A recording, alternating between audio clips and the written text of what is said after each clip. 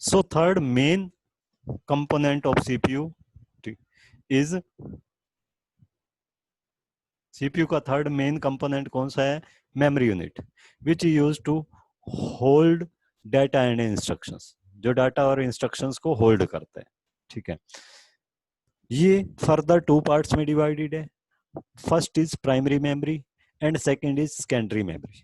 Primary memory और it is also known as main memory, or its third name is the internal memory. Primary memory, main memory या फिर internal memory, ये सब इसी के नाम है। ठीक है, प्राइमरी मेमोरी फर्दर सब डिवाइडेड होती है। चलो पहले तो इसी के दो पार्ट देखो। मेमोरी के दो पार्ट कौन से हैं? Internal memory and external memory, और you can say primary memory, secondary memory. ठीक है, प्राइमरी मेमोरी, सेकेंडरी मेमोरी। ठीक, secondary memory, this part of computer is used to store data, results and instructions permanently for future use. इस part के अंदर हम data को, result को, instructions को फ्यूचर यूज के लिए परमानेंटली स्टोर करके रख सकते हैं। इसके एग्जांपल कौन से हो गए? हार्ड डिस्क हो गई, जो सीपीयू के अंदर ही होती है नॉर्मली, या पेन ड्राइव के पेन ड्राइव हो गया। ठीक है, लैपटॉप के अंदर भी होती है हमेशा हार्ड डिस्क, और सीपीयू के अंदर भी हार्ड डिस्क होती है। ठीक, वो क्या होती है? Secondary memory. सेकेंडरी मेमोरी, या इसको एक्सटर्नल मेमोरी भी बोलते हैं, या इसको स्टोरेज डिवाइस भी बोलते हैं। ठीक है, तीनों नाम है इसके, सेकेंडरी मेमोरी, एक्सटर्नल मेमोरी और स्टोरेज डिवाइस। ठीक, ये सेकेंड पार्ट है मेमोरी यूनिट का, which is use to hold और store the data, results and instructions permanently for future use. इसके एग्जांपल्स कौन से हो गए? Hard disk, pen drive, mobile chip, CD, DVD etcetera. CD की फुल फॉर्म क्या होती है? Compact disc. डीवीडी की फुल फॉर्म क्या होती है? Digital versatile disc. Digital versatile disk. ठीक है, तो ये सब क्या है? स्टोरेज यूनिट्स है। अब इसके फर्स्ट कंपोनेंट पे आ जाओ, दैट इज मेन मेमोरी और प्राइमरी मेमोरी और internal memory. This part is again subdivided into two sub parts. One is RAM and second is ROM. RAM की फुल फॉर्म होती है, क्या होती है RAM की full form? random access memory. Random access memory. Random access memory. This part of memory is used to store data, results and instructions temporarily for a certain period. इस part में क्या होता है? डाटा, रिजल्ट्स और instruction store की जाती हैं, but temporarily, एक सर्टेन पीरियड तक। परमानेंटली स्टोर नहीं की जा सकती रैम के अंदर। ठीक है, फिर इसका यूज क्या होता है? एक्चुअली जो प्रोसेसर होता है, ठीक, ALU प्लस कंट्रोल यूनिट, इनको मिला के क्या बोला जाता है? Processor. ALU plus control unit, इन दोनों को क्या बोलते हैं? प्रोसेसर। हर टाइप की कैलकुलेशन कौन करता है? ALU प्लस कंट्रोल यूनिट, ये दोनों मिलके हर टाइप की कैलकुलेशंस करते हैं। कैलकुलेशन तो करनी होती है प्रोसेसर ने, और डाटा हमारा स्टोर कहाँ पे होता है? सारा हार्ड डिस्क में, यानी कि स्टोरेज यूनिट में। ठीक, हम डाटा डायरेक्टली हार्ड डिस्क से हम डायरेक्टली चाहें तो प्रोसेसर को भी दे सकते हैं, ताकि सीधा कैलकुलेशन हो जाए। ठीक है, बट जो हार्ड डिस्क है, हार्ड डिस्क की डाटा ट्रांसफर स्पीड बहुत स्लो होती है। अगर हम हार्ड डिस्क से कोई डाटा देंगे प्रोसेसर को, तो उसमें काफी टाइम लग जाएगा। सपोज आप MS वर्ड यूज कर रहे हो, MS वर्ड के अंदर आपने एक ऑप्शन यूज कर दिया बोल्ड। अब बोल्ड प्रेस करते ही, बी बटन प्रेस करते ही क्या होता है? आपका बोल्ड हो जाता है, डार्क हो जाते हैं। अब डार्क होने में हमें तो यूं लगता है कि हमने ये बटन प्रेस किया, साथ के साथ क्या हो गया? ये बोल्ड हो गया। बट उसको डार्क करने के लिए मोर देन 1000 इंस्ट्रक्शंस भेजनी पड़ती है हमारे को प्रोसेसर के पास। हजारों इंस्ट्रक्शंस भेजनी पड़ती हैं प्रोसेसर के पास। अब वो हजारों इंस्ट्रक्शंस अगर डायरेक्टली हार्ड डिस्क के थ्रू भेजी जाएंगी, तो हार्ड डिस्क की स्पीड बहुत स्लो है। हार्ड डिस्क उन इंस्ट्रक्शंस को सेंड करने में बहुत टाइम ले लेगा। इसलिए हम क्या करते हैं? कोई भी इंस्ट्रक्शंस प्रोसेसर के पास भेजते हैं वो किसके थ्रू भेजते हैं? रैम के थ्रू। रैम एक ऐसी मेमोरी है जिसके अंदर हम डाटा परमानेंटली तो स्टोर नहीं कर सकते, बट इसकी डाटा ट्रांसफर स्पीड बहुत फास्ट है, ये बहुत फास्टली इंस्ट्रक्शन दे सकती है। इसलिए क्या प्रोसीजर हम यूज किया जाता है, सारा का सारा डाटा परमानेंटली तो स्टोर किया जाता है हार्ड डिस्क में यानी कि स्टोरेज डिवाइस में, बट जिस भी प्रोग्राम को चलाना हो उसको कहां पे कॉपी कर दिया जाता है? रैम, ताकि वो प्रोग्राम आगे प्रोसेसर को इंस्ट्रक्शंस जब देगा तो रैम के थ्रू देगा, हार्ड डिस्क के थ्रू नहीं देगा। रैम के थ्रू इंस्ट्रक्शंस देगा तो काफी फास्टली इंस्ट्रक्शंस जाएंगी, ठीक है, प्रोसेसर के पास, और फास्ट प्रोसेसिंग होगी। अगर डायरेक्टली हार्ड डिस्क से हम ये काम करेंगे, हार्ड डिस्क से डायरेक्टली इंस्ट्रक्शंस देंगे प्रोसेसर के पास, तो एक बोल्ड होने होने में भी 2-3 मिनट लग जाएंगे, यानी कि हमें बी बटन दबा के 2-3 मिनट वेट करनी पड़ेगी, तब जाके वो करेक्टर बोल्ड होगा। इसलिए क्या प्रोसेस यूज किया जाता है? हार्ड डिस्क में डाटा को परमानेंटली स्टोर कर देते हैं फ्यूचर यूज के लिए। फिर जिस भी सॉफ्टवेयर को चलाना हो उसको सबसे पहले लाया जाता है रैम के अंदर। रैम के अंदर लाने का मतलब ही यही होता है उसको चलाना। सपोज MS वर्ड के आइकन पे हम डबल क्लिक कर रहे हैं या किसी गेम के आइकन पे डबल क्लिक कर रहे हैं, डबल क्लिक करने का मतलब क्या है कि हम उसको चलाना चाहते हैं। चलाने का मतलब क्या है? हम उसको रैम में ले आते हैं। जब वो रैम में आएगा तो ऑटोमेटिकली रन होना स्टार्ट हो जाएगा। अब वो डायरेक्टली प्रोसेसर से कम्युनिकेट करना स्टार्ट कर देगा, प्रोसेसर को इंस्ट्रक्शंस देनी स्टार्ट कर देगा। तो हार्ड डिस्क से चलाने के लिए हमेशा किस प्रोग्राम को कहाँ पे लाया जाता है? रैम के अंदर, बिकॉज इसकी प्रोसेसिंग स्पीड बहुत फास्ट है, ठीक है, इसकी जो डाटा ट्रांसफर स्पीड बहुत फास्ट है, ठीक है। तो रैम, बट इसकी एक कमी भी है कि रैम के अंदर नंबर एक सबसे बड़ी बात तो यह है कि रैम में जो मटेरियल यूज होता है वो काफी कॉस्टली होता है, ठीक है। अगर हार्ड डिस्क 500 जीबी की आपको मिल रही है सपोज 3000 की मान लेते हैं, ठीक है, 4 GB की रैम लेने जाओगे वो भी आपको लगभग 3000 की मिलेगी, क्योंकि इसका जो मटेरियल होता है वो काफी कॉस्टली होता है, ठीक है। नंबर एक तो कॉस्ट हाई होती है, सेकेंडली इसके अंदर परमानेंटली स्टोरेज अगर हम करना चाहें तो वो भी नहीं कर सकते, ये भी इसकी कमी है रैम की। बट इसका बेनिफिट क्या है कि इसकी डाटा ट्रांसफर स्पीड बहुत फास्ट है, इसलिए हम सबसे पहले कोई भी प्रोग्राम चलाना हो उसको हार्ड डिस्क में से ट्रांसफर करते हैं रैम के अंदर, फिर वो प्रोग्राम चलता है। प्रोग्राम को चलाने का मतलब ही यही है, उसको हार्ड डिस्क में से रैम के अंदर ट्रांसफर करना। किसी भी प्रोग्राम के आइकन पे हम डबल क्लिक कर रहे हैं, इट मीन्स हम कंप्यूटर को ये इंस्ट्रक्शन दे रहे हैं कि ये वाला सॉफ्टवेयर हार्ड डिस्क में से रैम में लोड कर दो। रैम में लोड हो जाएगा तो चलने लग जाएगा, ठीक है। देखा होगा तुमने, चाहे मोबाइल ले लो चाहे कंप्यूटर ले लो, आजकल लोग क्या करते हैं, सबसे पहले यही देखते हैं इसकी रैम कितनी।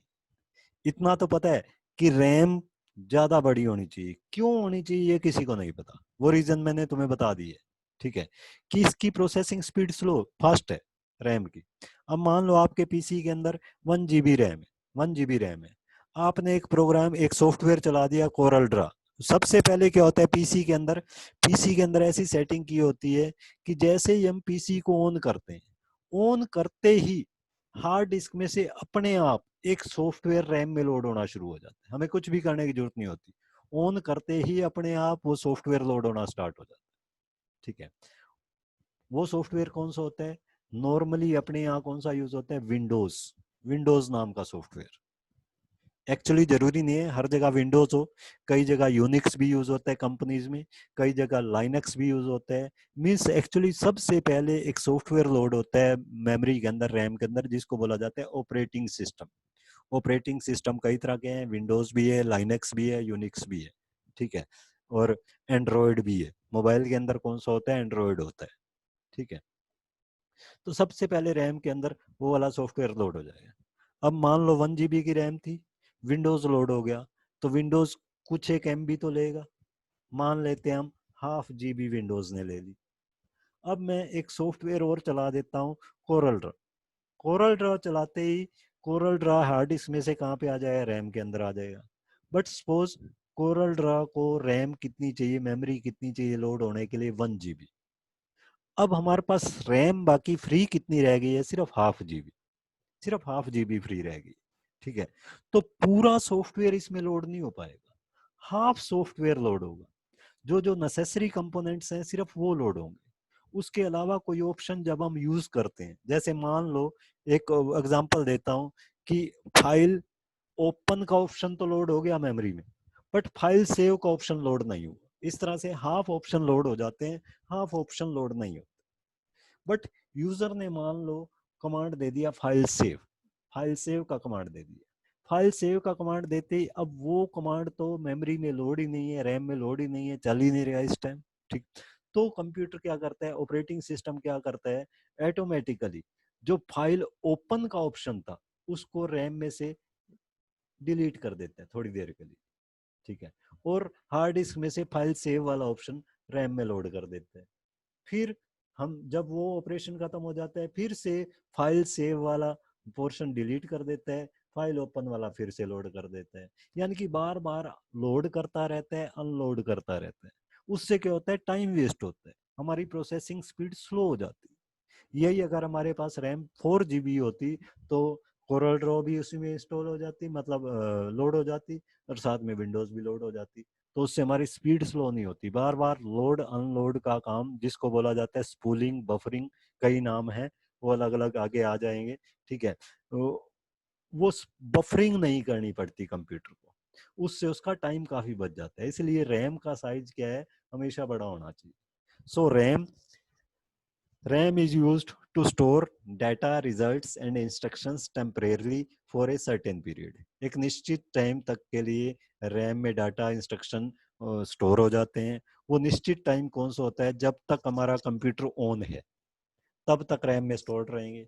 या दूसरी चीज, जब तक हमने वो सॉफ्टवेयर स्टार्ट किया हुआ है, जैसे सपोज मैं MS वर्ड में टाइपिंग कर रहा हूँ, MS वर्ड में टाइपिंग करता जा रहा हूँ, फाइल टाइप करता जा रहा हूँ, करता जा रहा हूँ, 10 पेजेस हो गए, 12 पेजेस हो गए, जितने भी पेजेस में करंटली टाइप कर रहा हूँ वो ऑटोमेटिकली कहाँ पे स्टोर होते जा रहे हैं, रैम के अंदर। जब तक मैं फाइल सेव का ऑप्शन नहीं दूंगा वो अपने आप करंट वर्क हमारा किस में स्टोर हो जाता है, रैम के अंदर स्टोर हो जाता है। अब मान लो बीच में लाइट चली गई, वहीं पे एक PC ऑफ हो गया, PC ऑफ होते ही जब दोबारा हम ऑन करेंगे तो वो वाली फाइल डिलीट हो चुकी है।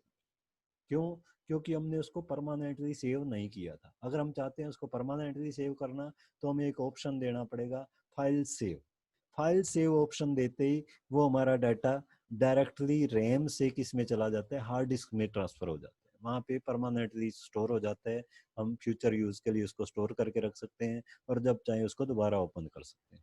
बट उस फाइल सेव का ऑप्शन देने से पहले अगर लाइट चली गई तो खत्म हो जाएगा। क्यों? क्योंकि तब तक वो कहाँ पे स्टोर्ड था, तब तक वो स्टोर्ड था रैम के अंदर, जो कि एक टेम्परेरी स्टोरेज एरिया है, वो परमानेंटली स्टोर नहीं कर सकता। ठीक है, so I was telling you about primary memory. Primary memory is further subdivided into two parts. First one is RAM and second is ROM. RAM तो मैंने explain कर दी. Now what do you mean by ROM? ROM का क्या मतलब है? अब actually क्या होता है, मैंने बताया कंप्यूटर का एक एलिमेंट होता है हार्डवेयर, एक होता है सॉफ्टवेयर। और ये सॉफ्टवेयर होता है, सॉफ्टवेयर का मतलब programs, set of instructions. Actually computer के अंदर हम कहीं पे लेफ्ट क्लिक करते हैं तो एक मेन्यू आ जाती है, राइट क्लिक करते हैं तो कोई एक्शन हो जाता है, कहीं पे एक बटन प्रेस करते हैं तो कोई और एक्शन हो जाता है। ये सब कोई मैजिक नहीं है, ये सब पहले से कंप्यूटर में एक प्रोग्राम डाला हुआ है, इंस्ट्रक्शंस डाली हुई कि कोई यहाँ पे प्रेस करे तो ये करना है, यहाँ पे प्रेस करे तो ये करना है, यहाँ पे ये प्रेस करे तो ये करना। ठीक है, उन इंस्ट्रक्शंस के थ्रू हमने कंप्यूटर को सब कुछ सिखाया हुआ है, यानी कि सॉफ्टवेयर के थ्रू हमने सब कुछ कंप्यूटर को सिखाया हुआ है। ये सॉफ्टवेयर है जो कंप्यूटर को इंटेलिजेंट बनाता है। सॉफ्टवेयर की हेल्प से कंप्यूटर को पता चलता है ये ए है, ये बी है, ये सी है। अदरवाइज सॉफ्टवेयर के बिना कंप्यूटर एक डम्ब मशीन है, कंप्यूटर को बिल्कुल कुछ भी नॉलेज नहीं है सॉफ्टवेयर के बिना। अगर सॉफ्टवेयर है तभी कंप्यूटर कुछ समझ पाएगा, अदरवाइज नहीं समझ पाएगा। ठीक है, जैसे सपोज आपने अपने कंप्यूटर पे कुंडली बनाना चाहते हो तो कुंडली का सॉफ्टवेयर है तो आप कुंडली बना सकते हो, अदरवाइज कुंडली नहीं बना सकते। सपोज आप पेंटिंग करना चाहते हो तो पेंट नाम का सॉफ्टवेयर आपके पीसी में डला हुआ है तो आप पेंटिंग कर पाएंगे, अदरवाइज नहीं कर पाएंगे। सॉफ्टवेयर की हेल्प से ये कुछ कर सकता है, बिना सॉफ्टवेयर के कुछ नहीं कर सकता। ठीक, सपोज एक कंप्यूटर के अंदर विंडोज ही नहीं है तो वो चलेगा ही नहीं। ठीक है, तो मैंने बताया था सारे सॉफ्टवेयर कहाँ पे स्टोर्ड होते हैं, सारे सॉफ्टवेयर स्टोर्ड होते हैं हार्ड डिस्क में।